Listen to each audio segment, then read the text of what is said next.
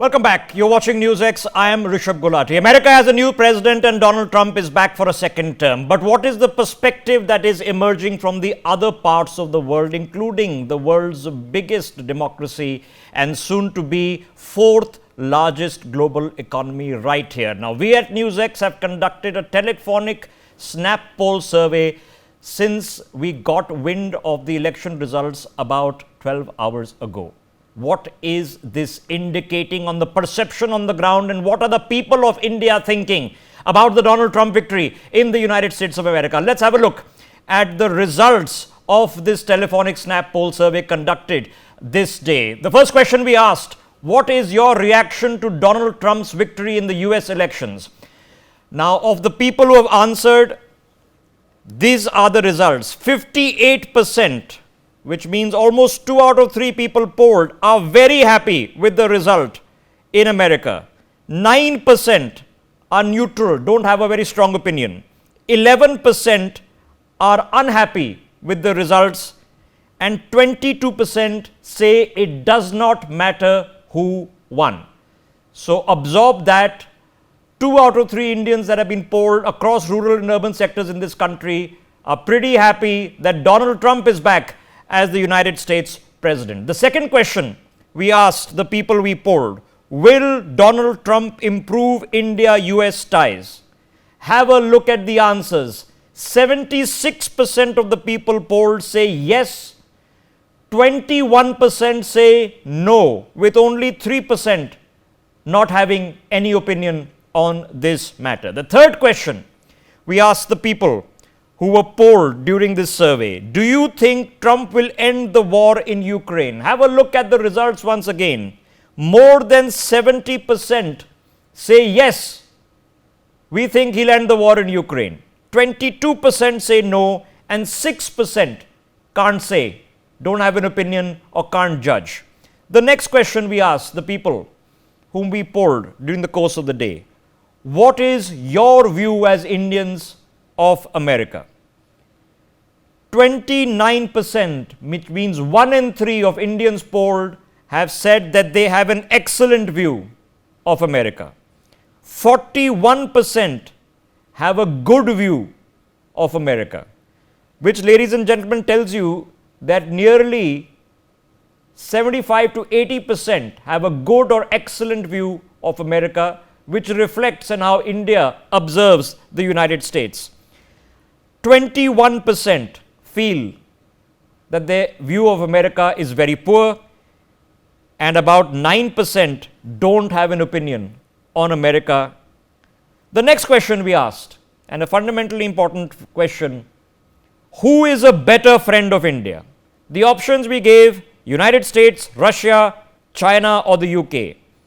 29% people polled said the United States is a better friend of India, but 51% of the same people who answered the previous questions said Russia is a better friend of India. Absorb that for a second. 8% of Indians polled felt that China is a good friend, and 12% felt that the UK is a better friend.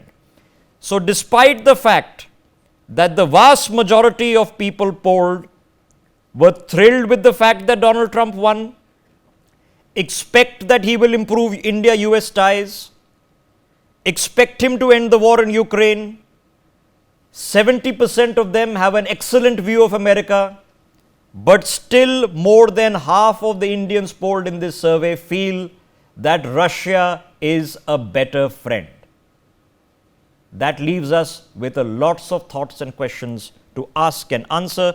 Joining us now on the broadcast is Rajiv Malhotra. He needs no introduction. He sat with us many times before. He's a voracious author, a strong patriot, and a person who is unabashed about his opinions on global affairs and affairs in India. Rajiv ji, let me ask you the first basic question and flip it around. Why do you think Kamala Harris and the Democrats lost? Well, thank you for inviting me, and namaste, and good morning to everybody. Kamala Harris lost because the Democrats lost touch with the American grassroots. They're too elitist, too arrogant, and Kamala Harris was actually never really won the primary.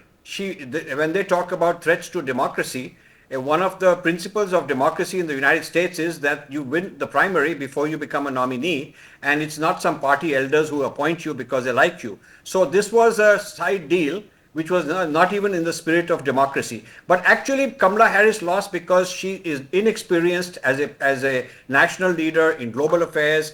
She was unwilling to answer questions on whether Americans are better off now than they were 4 years ago. She had no position on immigration, the border dispute, the economy, and so on and so forth. So a weak candidate. Plus, what you have to understand is that the American public are fed up. It was an anti-incumbency election because people felt that they are unhappy with the state of affairs in the United States, both in their own pocketbook, in terms of safety and security in the streets, their perception of America's position in the world, which has gone down. So overall, people felt it's time for a change. And the interesting thing is that Donald Trump has a lot of baggage. And a lot of people said we don't like him as a person, which means that when you vote somebody of that kind, whom in terms of personal character you don't necessarily like, it means you have to be very desperately against the other option. Okay. So it was a campaign of not liking one candidate and not liking the other candidate even more. Okay. So I think that's the So way I have to ask you now. It's difficult for the rest of the world to understand this because how we define right and left politics in India is completely different from how it's defined in America. For example, if we say that there is a right of center government in India, that right of center government is not discussing abortion and it's promoting women's right, it's promoting electric vehicles and environmentalism. So it's not the same. But there's the concept of wokeism. What is this concept and how does it actually play in an electoral cycle in the United States? So this is a very important point, and a whole lot of my work is on this only. Wokeism is Marxism reborn, where they brought in not just economically underprivileged people as the oppressed, but also racially people, religious people, LGBTQ people. So it's a coalition where the traditional left have brought in Muslims as oppressed people, brought in blacks as oppressed people, brought in LGBTQ people as oppressed people. So it's a coalition of all these so-called oppressed. And the thing from Indian point of view is they've also brought in Dalits to fight against India, to fight against Hindus as part of the wokeism, and Khalistanis and Kashmir separatists. So when you go to these conferences in the liberal arts, in the Ivy Leagues, you find that a whole lot of these pro-Khalistan people, I go to these places and I'm surprised that at the welcome they are given, both in the academic world, they are given a lot of welcome, and also in some of the government-run think tanks and so on and so forth. So the progressive wing of the Democratic Party have become woke, and they are totally anti-India. They voted so many times to get sanctions against India and so forth. So as an Indian American and as a Hindu American, I'm relieved. Not that Trump's a great guy in his personal life and character and so on, but in the sense that at least we'll have an opportunity to reinvent a relationship between India and the United States, and that'll help the Indian Americans. Okay, so Rajivji, let me post a straightforward question to you. Many people believe, and I'm one of them, that no way in heck is Justin Trudeau running the global campaign that he is currently trying to paint the Indian administration as a gunslinging gung-ho organization committing murder all over the world without tacit nods and wink from the American state. Do you suspect that is now going to change? Yes, I was in fact going to say, if you were to ask me what are some opportunities for India, one of the important opportunities for India is Trudeau is hating Trump. He's very open about it. And I think India should close ranks with the Trump administration on this whole issue of Khalistan, both as far as the Canadian policy is concerned, as far as the US administration policy is concerned. India should basically, Trump is a very pragmatic guy.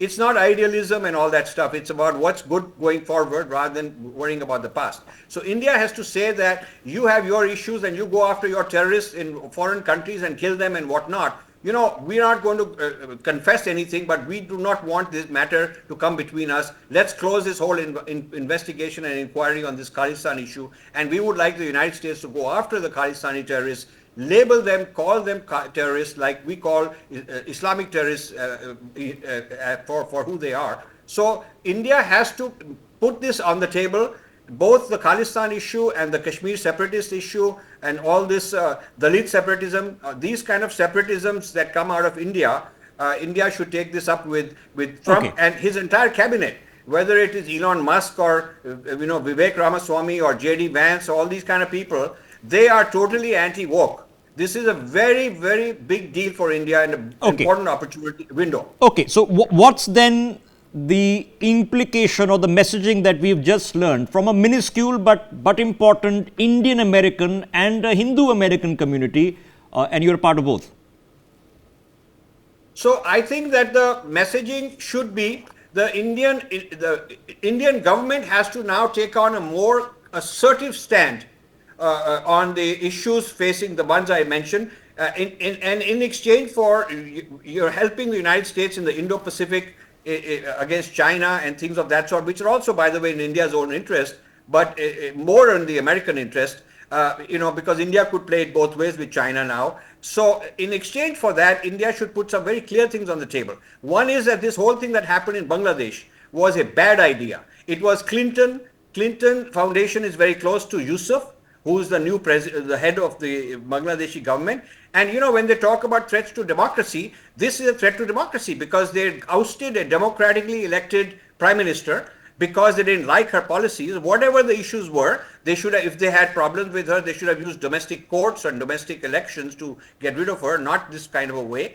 But the Clintons pulled some strings and they put in their own man, and they have killed thousands of Hindus there. And Trump on Diwali made a very courageous and a very remarkable statement supporting the Hindus in Bangladesh and denouncing all the things that have happened against the Hindus in Bangladesh. So as this UN General Assembly meeting is going to be happening in the next several days, this is a very important opportunity for the Indian delegation here to come and start getting close to the US forthcoming presidential delegation, the forthcoming Trump administration. Not only Trump personally, he's important, but a whole lot of other people who are around him are also very important, and this is a good window in the next 30 days. Let me for our viewers put that into context. An election is held in Bangladesh. An incumbent government wins the election with whatever ifs and buts that the rest of us would want to do or not want to do. That incumbent prime minister happens to travel to China, spends 10 days there. As soon as she comes back, within a month, protests that were non-existent start. And within 2 weeks, a government is gone and she is in some sort of political asylum living here in New Delhi. And the man whose last paycheck was from the Clinton Foundation starts to head the country. And this is not supposed to be suspicious coming from the world's paragon of democracy. Makes you think, because the same institutions tell us that Indian democracy and religious freedom and press freedom is worse than Afghanistan. That's the last I checked. So that's the context here. But I have a couple of more questions before I let you go, Rajiv. I know our time is limited. I have to ask you on China. Now, in the past 1 week, we have seen miraculously that the India-China border issue has ended in handshakes. Where do we go from here? So I think you have to see the Chinese are very smart. They know that a lot of people sense the Trump victory. For example, the Las Vegas gambling people and Wall Street, they all said that Trump is probably going to win in spite of all the polls and so on. So Chinese wanted to hedge their bets, and also Sundar Pichai of Google, who traditionally they've been anti-Trump, they started calling him. So Chinese have thrown this opportunity to India to bring India a little bit more neutral or towards their side. And I think India has done the right thing and saying, okay, we want to be friendly with everybody. We have great relations with the United States. Let's make them better, but not at the cost of Russia. I would certainly like India to continue a very strong relationship with Russia, because whatever the previous US government's problems were with Putin, I think Trump is going to put them behind, and India might even want to play a role in Ukraine, because Trump will want to settle this whole Ukraine fight. And India may be a kind of a win-win, face-saving, because everybody can say, okay, the neutral country, we didn't give in, and India could play some kind of a deal. I think Modi would be very good for that, and I would encourage India to do that. As far as China is concerned, India should use this opportunity for good diplomacy, but be strong, be firm. No, don't just assume that they are not going to attack you one day and they're not going to pull a surprise, because you don't know that. I Okay. think it's like Reagan used to say, trust but verify. Okay, So last India should do question. that. Last question, sir. Iran, Ukraine, Israel. Does something change? I mean, it's not easy to come out of this even if you want to. Yes, I think that the US policy on Iran will become tough again, because this was relaxed by the Biden administration, and now they're fighting the same people that they gave them tens of billions of dollars to settle old problems and remove the sanctions and whatnot. It didn't work. Pacifying them and hugging them and trying to turn them into a democracy and well behaved backfired on the United States. So I think Trump is going to tighten the screws on Iran and also support the Israelis more assertively. And bring in, one of the things that Trump was doing is bringing the Saudis and the UAE people on the American side. And this was very unpopular because the Saudi crown prince was supposed to have killed this guy, this Washington Post journalist and all that. But Trump said that something more strategic is at stake. We need to bring them on our side against Iran, and I think that was working, and that kind of a negotiation will resume, so that the Saudis and a few other Arabs will probably have good relations with Israel if they can make that breakthrough and isolate Iran as the culprit. So you will see tightening the screws on China, tightening the screws on North Korea, tightening the screws on Iran, and becoming better with Russia. I think that's kind of the foreign policy shift that you might expect. Okay, Rajiv Malhotra, clear, sharp, and unabashed as always. For those of you who want to read his books, you can Google him and find them. He's written on all these highly controversial topics.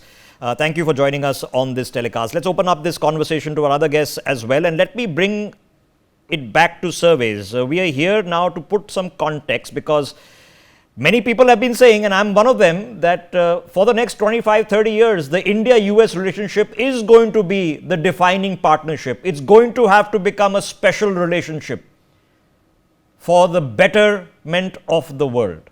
I am a believer in this.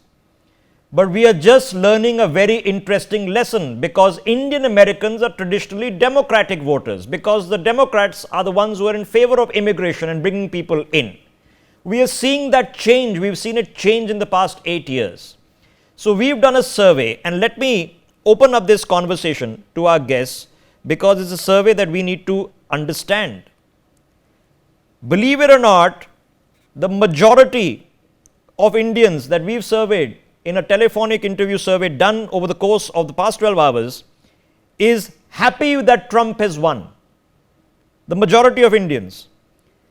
3 out of 4 expect India-US ties to improve under Trump. That's a whopping statistical majority. 3 out of 4 expect the Ukraine war to come to an end, which benefits pretty much everybody in the world. 3 out of 4 have a very positive view of America. Now, I'm a North Indian Punjabi. I can tell you that I have close family living in San Francisco, Palo Alto, New York, in Toronto. And we are not a death to America country. We aspire to the same kinds of hopes and dreams and ambitions. So we have a very positive view on America. But yet, 51% of the same people who have been polled, the exact same people, still think Russia is a better friend. What is that telling us?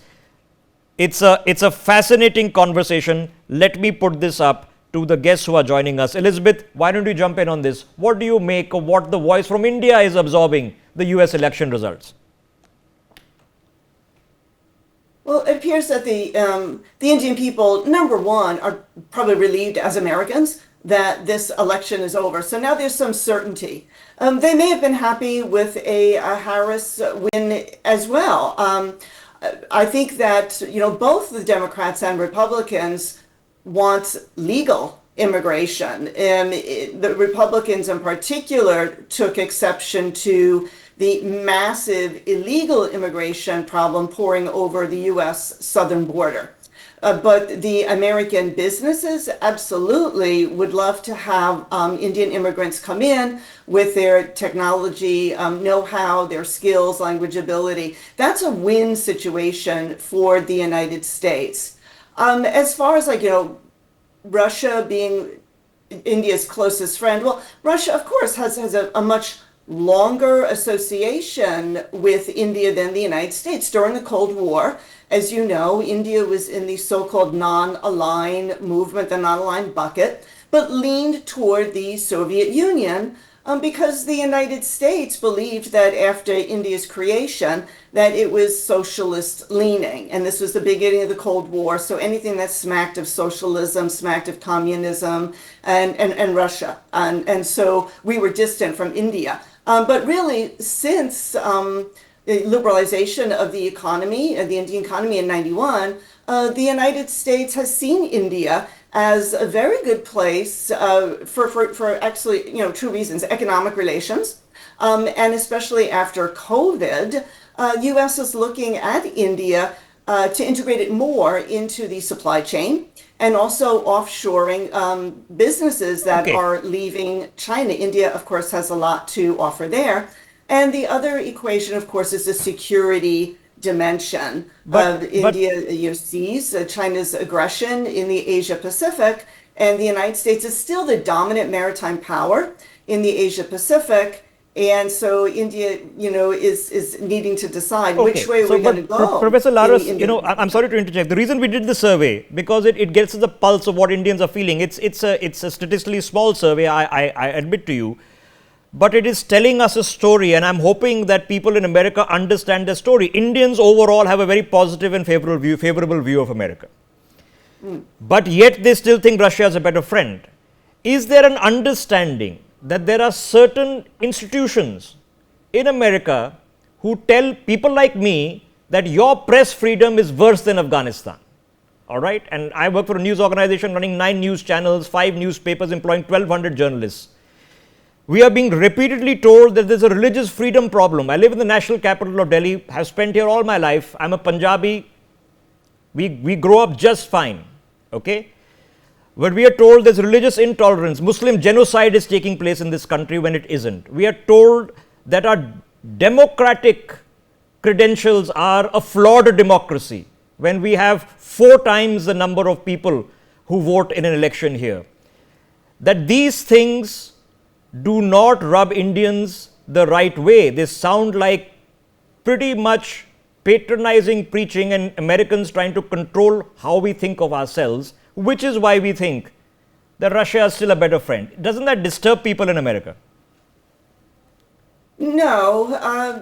I think that if we look at Republican and Democratic administrations, Republicans really since the beginning of the Cold War much more realists, okay? And they see that, India, for its strategic location and for what it, there's a lot of Indians in America, is extremely important to America in that security calculus in the Asia Pacific. The Democratic Party, while of course they would like, a secure world, they do put a lot more emphasis on human rights. And so they are going to be more critical of India for that whole host of things, that you mentioned. So I think that no, but let me mention it again, since you're not answering my question. When a Justin Trudeau invokes, forgive me, can we sort out that audio?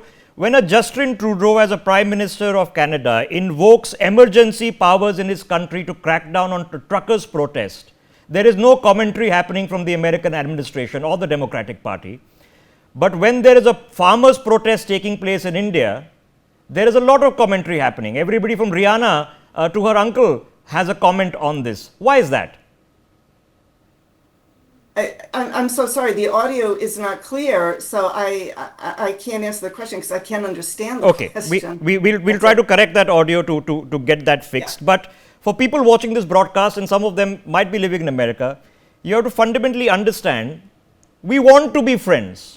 We aspire to similar kinds of values. I know I do, and everybody I know feels the same. This is not a part of the world where we burn American flags. This is not a part of the world where we shout death to America. We aspire to the same kind of American dream, the same kind of democratic dream. But at the same time, when we watch American House of Representative members traveling to Pakistan-occupied Kashmir, completely oblivious of the fact that Osama bin Laden was found in Pakistan. of supporting secessionist movements trying to break up India, then we wonder, is that a reliable friend? And that troubles us. Let me put that same question to Scott Faulkner. Scott, you sat with us, we've been discussing the results, and I'm going to discuss a little bit of India with you for the next few minutes.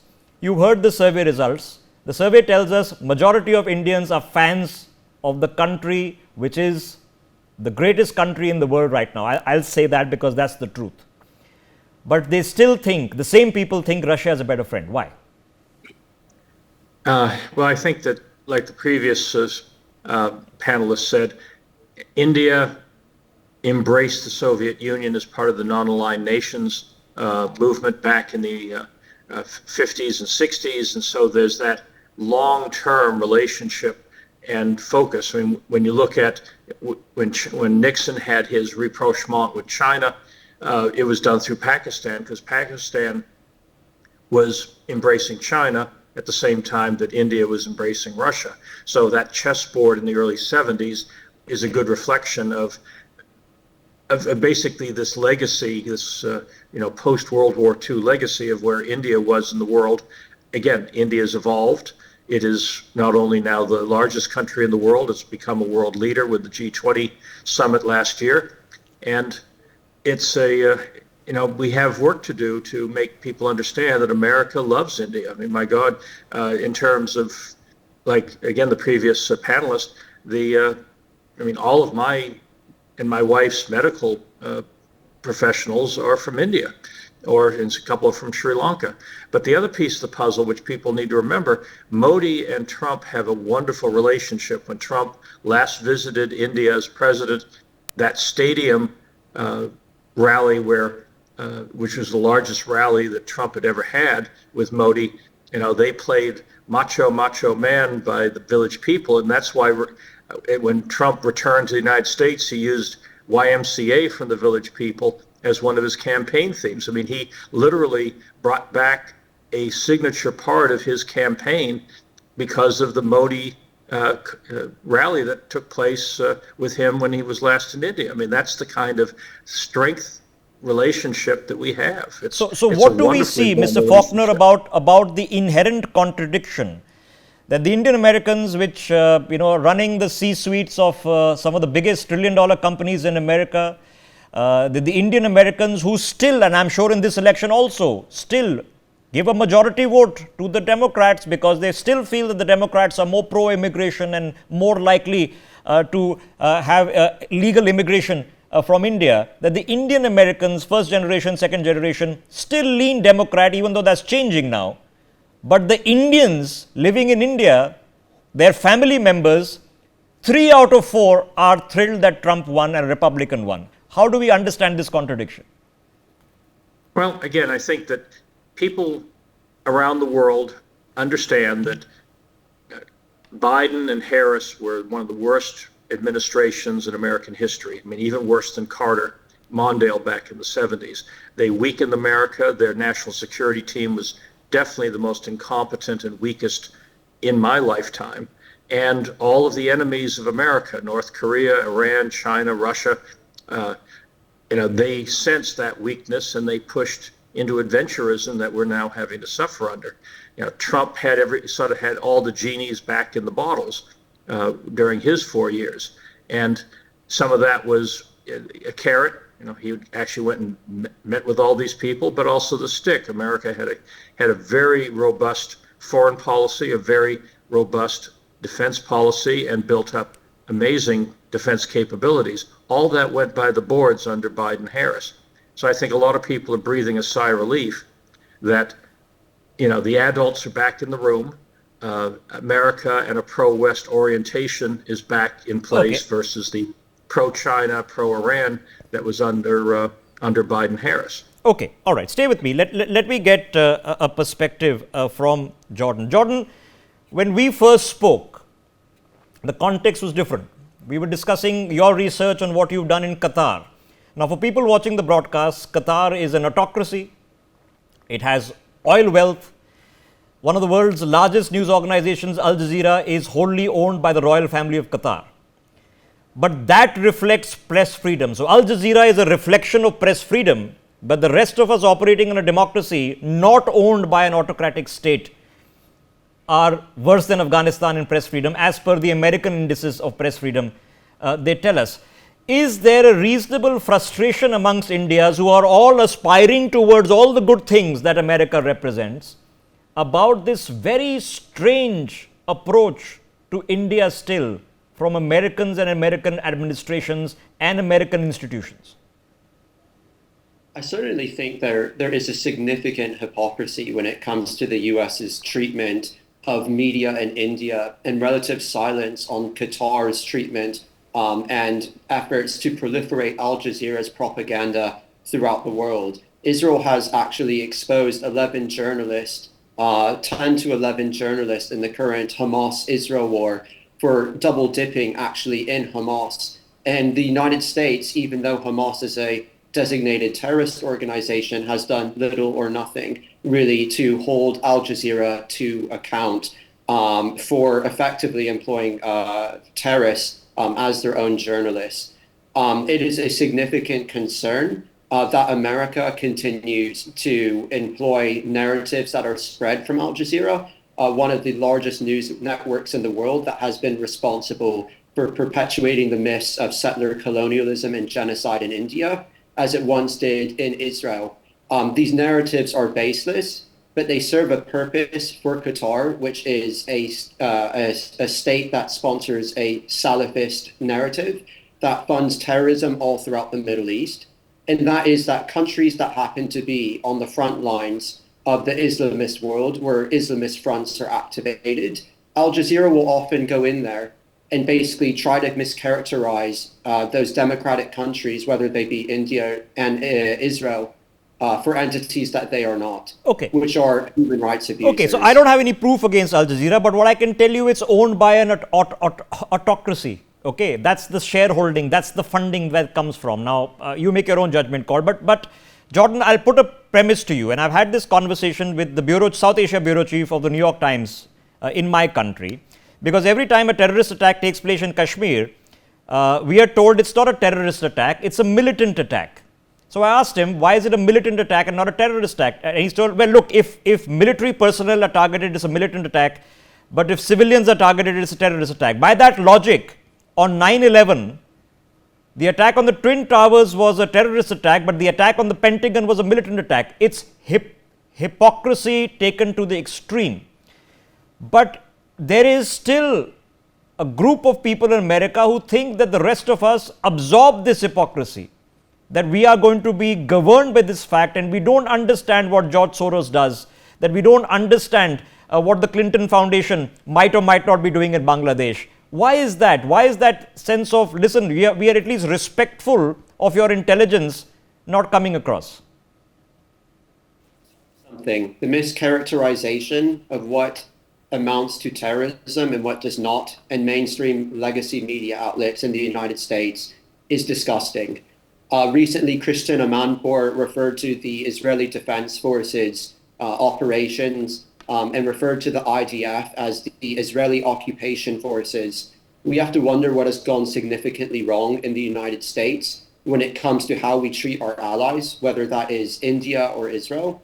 We also need to assess the impact that these college protests have had on American campuses, which I genuinely believe might have played a role in many parent voters throughout the United States in considering the future of their children when they had to face harassment on the basis of their Jewish identity going to classes, fearing harassment and assault. Okay. A lot of the issues that Indians in America are now going to be facing have plagued Jews for a long time. And unfortunately, the narratives and misinformation fueling them have often been spread by Islamist actors who ultimately have grievances against India and Israel, not on account of their actions, but their identity as Jewish and Hindu states. And I can tell you, for people watching the broadcast, it's not like Jordan agrees with everything that India does, because we have our own association with Iran as well. I'm going to interrupt you for a second. There is breaking developments that are coming in. AFP is now reporting the first statement for the Chinese Foreign Ministry in Beijing. I quote, "We respect the choice of the American people and express our congratulations to Mr. Trump on his election as president." Unquote. This is going to be a complex future. Scott Faulkner, the big elephant in the room in foreign policy is still China. Very much so. So where do you expect this to go? Because our opinions on China are very strong here. We have a 2,500-mile border with them in which troops are facing off as we speak. Where do you expect this to go? Do the tariff wars start? Is it going to be a lot more hyperbole and filibuster, or do we actually see something hotting up? Trump is very clear that he is going to want to wean America off of Chinese products. So the tariffs he's talking about are primarily focused on China. He wants to bring those industrial capacities back to America. So he's going to be very, very strong on using the trade weapon against China.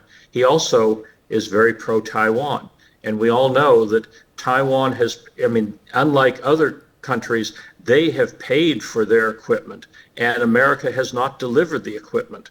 So there's going to be finally that all that military supplies that Taiwan paid for years ago that were held up by the Biden administration are going to finally be brought back into Taiwan. So that's going to be another signal to China. I think also Trump is willing to project American power selectively, and I think there'll be a lot more of freedom of navigation tests in the South China Sea and the areas around Philippines. I think he'll stand firmly behind the Philippines as they counter Chinese aggressive territorial claims. So plus, I think he will re-energize the Quad, Japan, Australia, India, and the United States, to find a way to create a united front on not just the military side, but the cultural side, the economic side. Okay. Again, as I said, so I think you're going to see a total 180-degree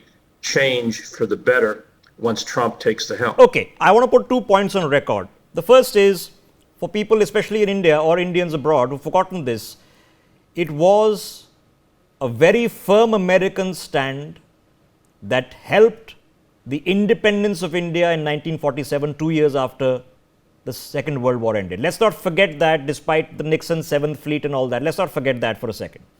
The second, is it reasonable of Americans to say that if India aspires to be a global power, it needs to take global responsibility, which also means taking action against rogue states, taking action against rogue actors?